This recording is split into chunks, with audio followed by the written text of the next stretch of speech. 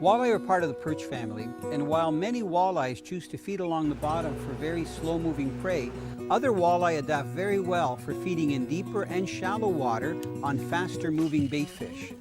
In many lakes, both walleye and perch live in the same area, and they also feed in the same locations.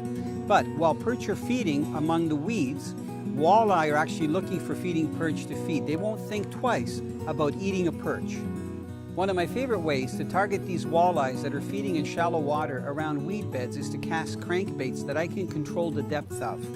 If it's early in the morning, I'll actually use a crankbait that has a UV finish, like a Rapala tail dancer.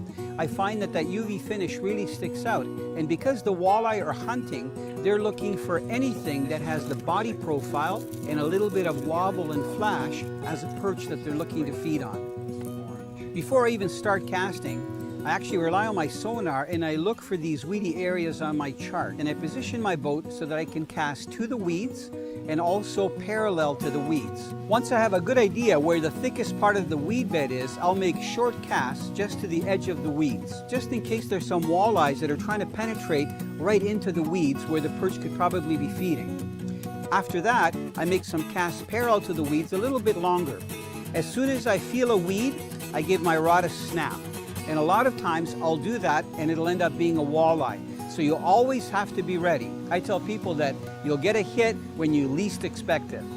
When I use this crankbait presentation around the weeds, I am looking for aggressively feeding walleye.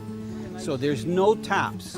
Either the fish engulfs the bait and it kind of feels like a weed, but then it's a dead weight and their head starts shaking, or it's a hit like a muskie or a pike and you've got a fish on. As soon as you do that, it's really important that you keep the pressure on and steer that fish away from the weeds.